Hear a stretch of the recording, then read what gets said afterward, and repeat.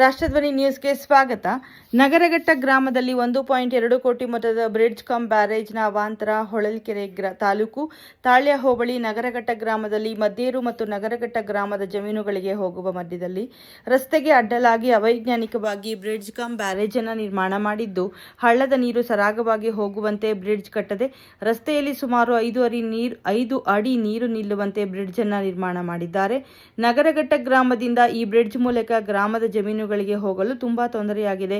ಗ್ರಾಮದ ಮಂಜುನಾಥ್ ಮಾತನಾಡಿ, ಈ ಬ್ರಿಡ್ಜ್ ಅನ್ನು ಎಂಜಿನಿಯರ್ ಶರಣಯ್ಯ ಸ್ಥಳಕ್ಕೆ ಬಾರದೆ ಎಸ್ಟಿಮೇಟ್ ಮಾಡಿ ರಸ್ತೆಗೆ ನೀರು ನಿಲ್ಲುವಂತೆ ನಿರ್ಮಾಣ ಮಾಡಿರುತ್ತಾರೆ ಎಂದರು. ಅದಕ್ಕೆ ಭೇಟಿ ನೀಡದ ಇಂಜಿನಿಯರ್ ಶರಣಯ್ಯ, ಎಇಇ ಆನಂದಪ್ಪ ರಸ್ತೆಯಲ್ಲಿ ನಿಂತಿರುವ ನೀರನ್ನು ಮೋಟರ್ನಿಂದ ಒಡೆದು ಎತ್ತರವಾಗಿ ಮಣ್ಣು ಹಾಕಿ ರೋಲರ್ ಒಡೆದು ಗ್ರಾಮದ ಜಮೀನುಗಳಿಗೆ ಸರಾಗವಾಗಿ ಹೋಗುವಂತೆ ಮಾಡುತ್ತೇವೆ ಎಂದರು. ಸ್ಥಳದಲ್ಲಿ ನಗರಘಟ್ಟ ಗ್ರಾಮದ ಪಂಚಾಯಿತಿ ಸದಸ್ಯ ಮಂಜುನಾಥ್, ವಿಆರ್ಪಿ ಲಿಂಗರಾಜು, ಮಲ್ಲಿಕಾರ್ಜುನ, ಕರಿಯಪ್ಪ, ಹನುಮಂತ ಇದ್ದರು. ವರದಿ ನಾಗರಾಜ್ ಹದಡಿ. ಕ್ಷಣ ಮಾಹಿತಿಗಾಗಿ ವೀಕ್ಷಿಸಿ ರಾಷ್ಟ್ರಧ್ವನಿ ನ್ಯೂಸ್ ಕನ್ನಡ. ಆ ಬ್ರಿಡ್ಜ್ ಕೂಡ ಉತ್ತರ ದಕ್ಷಿಣವಾಗಿ ಹರಿಯುತ್ತದೆ. ಅದನ್ನು ಅದೇ ಥರ ನಿರ್ಮಾಣ ಮಾಡಿದ್ದಾರೆ. ನೋಡಿ, ಇಷ್ಟನ್ನೇ ಮಾಡಿರೋದು. ಇಲ್ಲಿ ರೋಡು ಕೂಡ ಸರಿಯಾಗಿಲ್ಲ. ಇದೊಂದು ರೋಡ್ ಮಾತ್ರ ಮಾಡಿದ್ದಾರೆ. ಇದು ನಲ್ಲಿಕಟ್ಟೆ ಸರ್ವೆ ನಂಬರ್ ಇರ್ತಕ್ಕಂಥ ಜಮೀನಿಗೆ ಹೋಗಿ ಆ ಮಧ್ಯೆ ಸರ್ವೆ ನಂಬರ್ಗೆ ಹೋಗ್ತಕ್ಕಂಥ ಜಮೀನಿಲ್ಲ. ಇದೊಂದು ಏರ್ ಇಲ್ಲ ಹಿಂಗಿದ್ದಿದ್ರೆ ಆ ಕಡೆ ಜಮೀನಲ್ಲಿ ಎಲ್ಲ ನೀರು ಫ್ಲೋ ಆಗ್ಬಿಡೋದು. ನೋಡಿ, ಇಲ್ಲಿ ಎಷ್ಟು ಗುಂಡಿ ಇದೆ. ಇದನ್ನು ಕೂಡ ಮುಚ್ಚೋಗಿಲ್ಲ. ಯಾರಾದರೂ ಟ್ರ್ಯಾಕ್ಟರಲ್ಲಿ ಫಾರ್ಮಿಂಗ್ ಬರೋದು ಈ ಫೀಲ್ಡ್ಗೆ ಹೋಗ್ಬೇಕಂತ ಹಂಗೆ ಹೋದರೆ ಇಲ್ಲಿ ಬಿದ್ದು ಏನಾದರೂ ಹೋಗ್ತಾರೆ.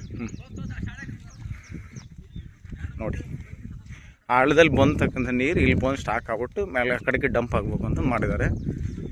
ಬ್ಯಾರೇಜ್ ಕಮ್ ಬ್ರಿಡ್ಜ್ ನೋಡಿ ಹೇಗೆ ಹೋಗ್ಬೇಕು.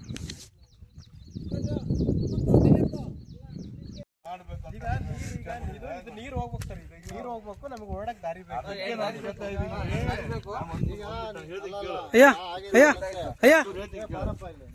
ನಾವೂನು ಏನು ಅವ್ರಿಗೇನು ಹೇಳಿಲ್ಲ.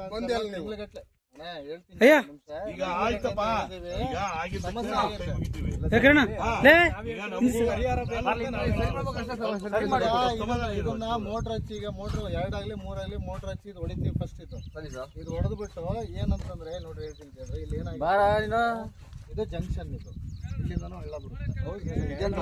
ಹೇಳ್ಬಿಡ್ತೀನಿ, ಅಲ್ಲಲ್ಲ ಒಂದ್ ನಿಮಿಷ ಹೇಳ್ಬಿಡ್ತೀನಿ. ಇಲ್ಲೂ ಹಳ್ಳ ಬರುತ್ತೆ, ಹಿಂಗೂ ಹಳ್ಳ ಇದೆ, ಅಲ್ಲೂ ಹಳ್ಳ ಇದೆ, ಇಲ್ಲೂ ಹಳ್ಳ ಇದೆ. ಆಮೇಲೆ ರೋಡ್ ಏನಾಗಿದೆ, ವೈ ಜಂಕ್ಷನ್ ಆಗಿದೆ. ಇಲ್ಲಿ ಹೇಳ್ತೀನಿ, ವೈ ಜಂಕ್ಷನ್ ಇದೆ. ಈಗ ಇಲ್ಲಿ ಇದು ರೋಡ್ ಅಲ್ವಾ, ಆಮೇಲೆ ಇದು ರೋಡ್, 2 ರೋಡ್ ಅಲ್ವಾ, ಮಧ್ಯದಾಗ ಹಳ್ಳ ಬಂತು. ಈಗ ನಾವೇನಂದ್ರೆ ಇಲ್ಲಿಂದ ಏನ್ ಕಾಜ್ವೆ ಇದೆಯಲ್ಲ, ಇಲ್ಲಿಂದ ಈ ರೋಡ್ ಏನಿದೆಯಲ್ಲ ಎತ್ತರ ಮಾಡ್ಕೋಬೇಕು.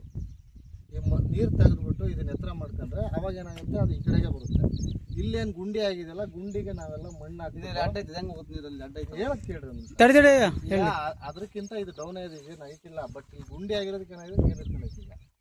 ಈಗ ನಾವು ಇಲ್ಲಿಂದ ನೋಡ್ರಿ, ಇದೇನಿದೆ ಇದಲ್ಲ, ಇಲ್ಲಿಂದ ಹಿಂಗೆ ರೋಡಿಗೆ ಹೈಟ್ ಮಾಡ್ಕೊಂಡು ಹಳ್ಳದ್ದೇನು ನೀರು ಬರುತ್ತಲ್ಲ ಆ ಜಾಗಕ್ಕೆ ಆರ್ಟ್ ಪ್ಯಾಸೇಜ್ ಮಾಡ್ಕೋಬೇಕು. ಅಂದರೆ ಕಲ್ಲೆಲ್ಲ ಇಲ್ಲಿ ಒಂದು ಸಿಟ್ಟು ಅಲ್ಲಿಂದ ಇಲ್ಲಿವರೆಗೂ ಆರ್ಟ್ ಪ್ಯಾಸೇಜ್ ಮಾಡಿಬಿಟ್ರೆ ಆಮೇಲೆ ಅದು ಕಾಂಕ್ರೀಟ್ ಹಾಕ್ಬಿಟ್ರೆ ಅವಾಗ ನಿಮ್ಗೆ ಓಡಾಡೋಕ್ಕೆ ಏನು ಸಮಸ್ಯೆ ಇಲ್ಲ. 3 ತಿಂಗಳು ಎಲ್ಲೋ ಸರ್ ಕಾಂಕ್ರೀಟ್ ಹಾಕ್ರಿ, ಇವತ್ತು ಬಂದಿರಲ್ಲ. 3 ತಿಂಗಳಿಂದ ಎಲ್ಲೋ ಇದ್ರಿ, 3 ತಿಂಗಳಿಂದ ಎಲ್ಲೋ ಇದ್ರಿ, ಅದೇ ಸಮಸ್ಯೆ. 3 ತಿಂಗಳಿಂದ ಎಲ್ಲೋ ಇದ್ರಿ ಸರ್. ಇದು ಡಿಸೆಂಬರ್ಗೆ ಆಗಿತ್ತಾನೆ. 3 ತಿಂಗಳಿಂದ ಅಲ್ಲ, ಆದಾಗಿಂದ ಹೇಳ್ತಾ ಇದೀವಿ ಮಾಡ್ಬೇಕು ಅಂತೇಳಿ. ಏನ್ ಮಾಡೋಣ, ಕಾಂಟ್ರಾಕ್ಟ್ 3 ತಿಂಗಳಿಂದ ಬೇಕು ನಿಮಗೆ ಮಾಡಕ್ಕೆ. ಮಳೆಗಾಲದಾಗ ಈಗ ನಾಳೆಯಿಂದ ತಡಿ. ನೀವೇನ ಮಾಡಿರಿ